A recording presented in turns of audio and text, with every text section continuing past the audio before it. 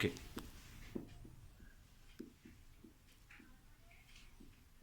Using computers. Under solving problems using computers, our first step one, is analyzing a problem. Yesterday I discussed this in detail. Now we have some other parts to finish up. Analyzing problems, and step two is problem solving using algorithms. Problem solving using algorithms. I told you what is meant by algorithm yesterday. I'll remind you to again. It's a method where it guides the process in a step-by-step procedure. So we are specialists. Step-by algorithm is a method where it guides the process in a stepwise procedure in order to get the quality output is called an algorithm. So this is a term related in the ICT field, and I told you again that algorithms are divided into two. We represent algorithms in two ways, two procedures. They are flowcharts and pseudocodes. We pronounce this word as pseudocodes, and then pseudocodes we use them in the computer coding, while flowcharts, it's represented in special diagrams which start from top to bottom, and there are guidelines to be followed when drawing a flowchart. When drawing a flowchart, there are specific symbols in which I mentioned you the day before, and then those symbols of the flowchart are connected by the flow lines. So flow chart usually we draw diagrams. For example, let's say usually flow chart starts with the start symbol, and then the next procedure is the input. Input, we draw it like this, the input, and then the next procedure is the process going on, and then we input output both have the same symbol.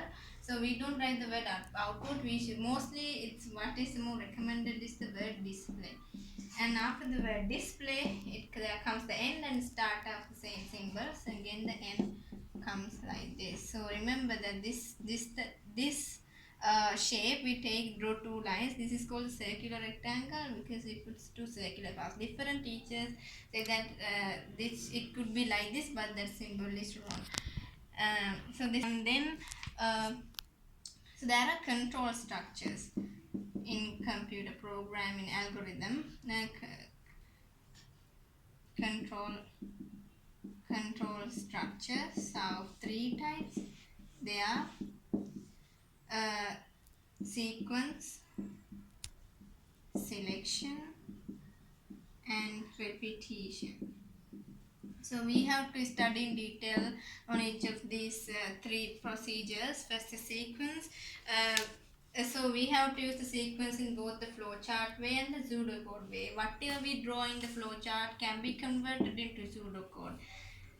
Pseudocode then could be programmed into a computer. So uh,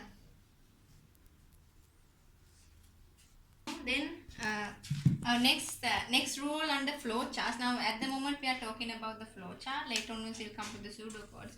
And general rules of flowchart. All symbols of the flowchart are connected by flow lines. These are the flow lines. Flowcharts are drawn so the flow generally goes from top to bottom. So always the flowchart takes a top to bottom approach. We don't start from bottom to top, and then the flow lines into the top of the symbol, exit out of the bottom. So symbols come in, flow lines come in on top, they exit out of the bottom. But except for the decision symbol, there's a symbol called it's in a diamond shape. Only this symbol can change the direction. Now we know that always it goes downwards, but this diamond shape symbol, this is the decision symbol in solving computer problems regarding that. Then this can change the direction this way or this way. Either of the ways it can change the procedure. Then the beginning and the end of the flow chart is indicated using the terminating symbol. These are the terminating symbols. So beginning and the end is symbolized by the terminating symbol. Terminating symbol. Okay, this is what you all have to get to know when studying the flow charts. And then we'll go to our next procedure. Now we are going to solve problems using this flowchart and the pseudocode method. These were just examples and what sort of a procedure that you must develop, and then under sequence there are some questions, programming questions. Then we'll take the question number 15 of this too. Yeah, 15. The question says, show the output adding given two different numerical numbers.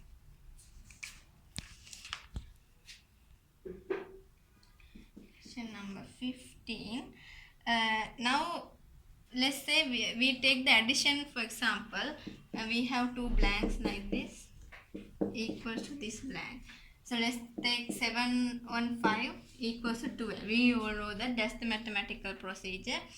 Here our variable is x, here our variable is y, whatever it should be, x and y.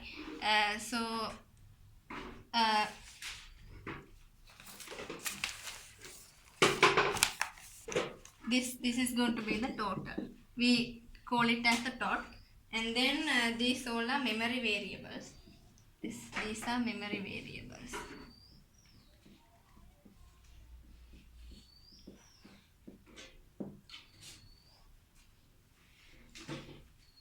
And now our question is, this is how you should understand the question, and we can use the same procedure in addition, subtraction, multiplication, division. Thing is, we don't include this multiplication symbol like this. Instead, in ICT field, we use the multiplication symbol like this.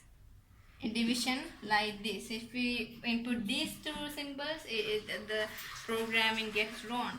And no numeric values are used in the code. Remember that in the code you use the variables both x and y, whatever the symbol. You can use only the letters in the alphabetic system.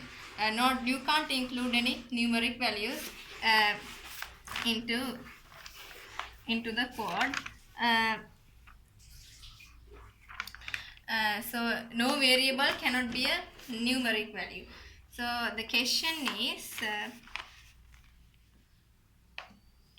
this one. Actually, this is I wanted to introduce you like how to grasp the question. The 15th one is show the output. Show the output adding given two different numerical numbers.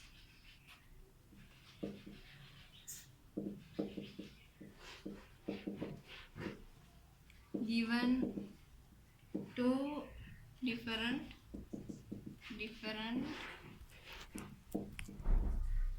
numerical. So draw the flowchart, write the pseudocode. Flowchart, and the B question is the pseudocode. What we learned earlier, we should apply it into this question. Here, flowchart. Okay, answer for the A is now we are going to draw the flowchart. Start, as I mentioned earlier, is this symbol.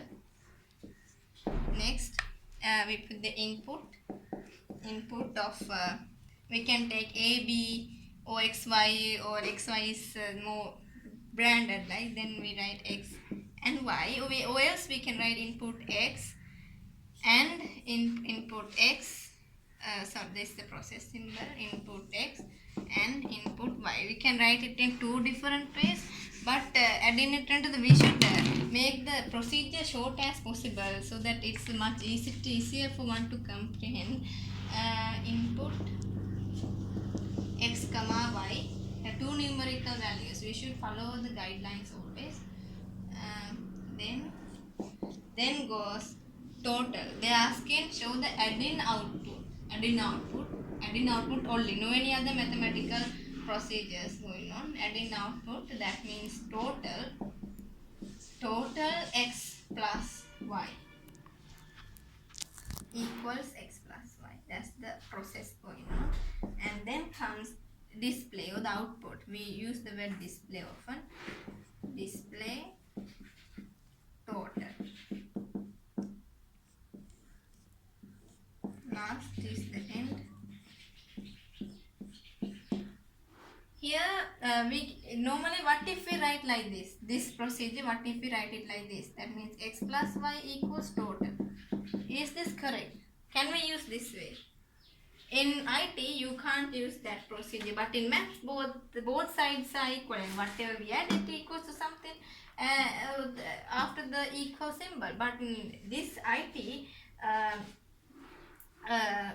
what is necessary to comprehend is that this x and y does not equal to total. That means we assign total to be x and y. Like if we say x equals 5, in maths we say x is equal to 5. X is 5. X is always equal to 5. That's we say that, like, it doesn't change that x is equal to 5. But in this IT field we say that 5 is assigned to the x. 5 is assigned to x. We can write it in maths 5 equals to x or whatever. 5 is assigned to x. That means RHS, this is the left right hand side, RHS is assigned to the LHS, but it does not equal.